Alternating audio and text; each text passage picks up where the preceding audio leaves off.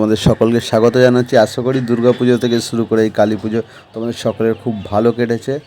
আশা করি তোমরা সবাই খুব ভালো আছে। আজকে তোমাদের পরিচয় করে দিতে যাচ্ছি উত্তর কলকাতার সবথেকে বড় কালী পুজো এবং বড়নগরের রানীমা কালীতলা মাঠের কালীমা। আজকে তোমাদেরকে ঘুরে দেখাবো কালীতলা মাঠের কালী পুজো, কালীতলা মাঠের মেলা এবং তার বিসর্জন। আশা করি তোমাদের সকলের খুব ভালো লাগবে। তোমরা সাথে থেকো, ভিডিওটা পুরো লাস্ট অবধি দেখতে থেকো।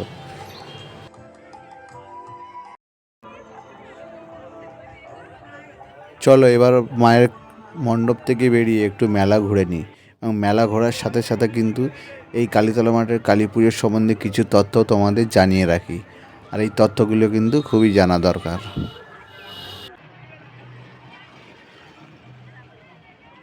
এই কালীতলা মাঠেই কিন্তু মায়ের পুজো হয়, আর এই কালীতলা মাঠেই কিন্তু হয় মেলা। এই কালীতলা মাঠের কালী পুজোর সম্বন্ধে কিছু তোমাদের জানিয়ে রাখি। যেই তথ্যগুলো হলো, তোমরা যত বছরই আসো না ঠাকুর দেখতে, প্রত্যেক বছর কিন্তু তোমরা মাকে একই রূপেই দেখতে পাবে। প্রত্যেক বছর যখনই আসবে মনে হবে তোমরা আগে যেই ঠাকুরটাকে দেখেছিলে সেই ঠাকুরটাই কিন্তু তোমরা দেখতে পাচ্ছ।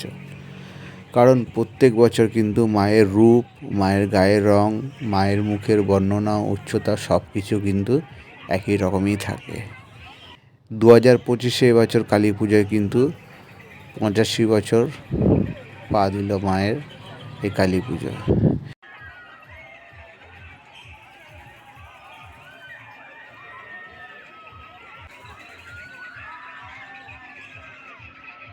প্রত্যেক মেলায় কিন্তু কিছু না কিছু আকর্ষণীয় জিনিস আমাদের কাছে কিন্তু নিয়েই আসে।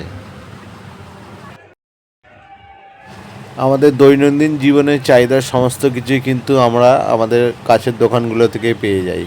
কিন্তু যতবারই মেলায় আসবে, মেলায় কিন্তু কিছু নিত্য নৈমিত্তিক জিনিস যা আমাদের চোখে পড়ে তা কিন্তু আমরা আশেপাশের দোকানগুলোয় পাই না। কারণ মেলার সমস্ত দোকানগুলোই কিন্তু আছে বিভিন্ন জায়গা থেকে এসে আমাদের এখানে মেলা বসায়। তাই আমাদের মেলার কিছু আকর্ষণও আলাদা হয়, মেলার থেকে কিছু কেনার ঝোঁকও কিন্তু একটু আলাদাই হয়।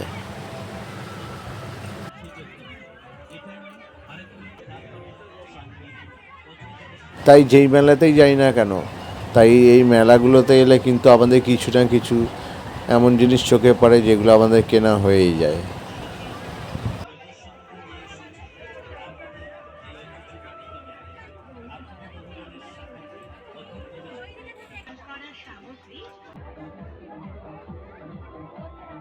খাবারের স্টলগুলো নিয়ে যদি তোমাদের কাছে কিছু বলতে চাই, সমস্ত খাবারই কিন্তু আমাদের পরিচিত, কিন্তু কিছু খাবার কিন্তু আমাদের কাছে একদমই আমাদের বাংলায় পরিচিত ছিল না, যেগুলো হচ্ছে সংযোজন হয়েছে, যেমন পাওভাজি।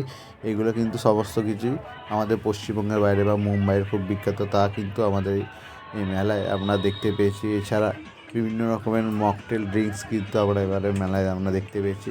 পরবর্তী বছর মেলায় কিন্তু আরও নতুন নতুন কিছু আমরা এই মেলাতে দেখতে পাবো, এটা নিশ্চিত। যেমন হচ্ছে 2 বছর ধরে এই আলুর রেসিপিটা কিন্তু নতুন করে মেলায় সংযোজন হয়েছে, যেটা কিন্তু মানুষের কাছে খুব জনপ্রিয় হয়েছে। এছাড়া বেলুন ফাটানো ইত্যাদিগুলো কিন্তু পাবোই, সেটা নিয়ে কোনো নতুন করে বলার কিছু নেই।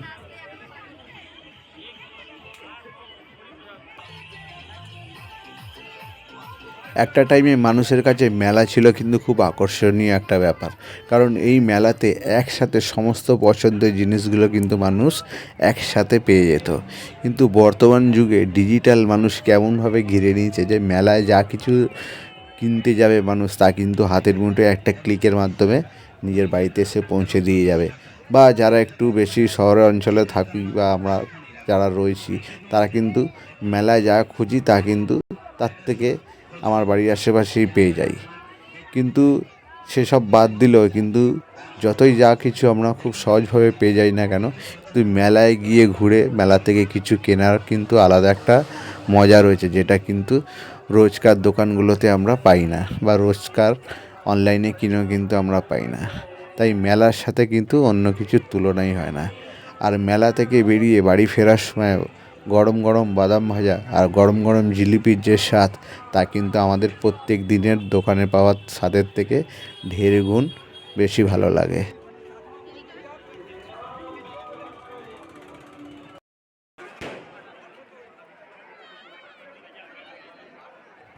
আর কি, এবছরের মতো কালী পুজো শেষ। পুরো রাস্তায় কিন্তু মানুষের ঢল, হাজার হাজার মানুষ কিন্তু অপেক্ষা করছে এবছরের মতো মা কালীকে লাস্টবারের মতো দেখার জন্য। এবং যতক্ষণ না মা বিসর্জন হচ্ছে ততক্ষণ কিন্তু এই ভিড় পুরো যাবে গঙ্গার ঘাট অবধি মাকে শেষ বিদায় জানাতে। আবার কি, আবার 1 বছরের অপেক্ষার পালা।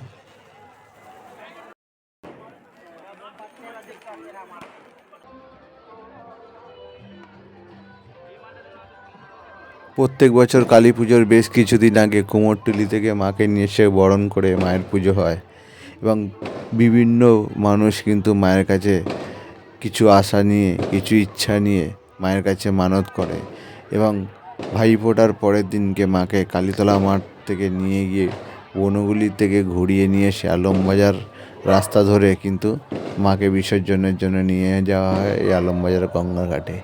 এইভাবেই বছরের পর বছর কিন্তু মায়ের জন্য অপেক্ষা করে থাকি আমরা। আর কি, ওই আশাতেই রইলাম, আসছে বছর আবার হবে।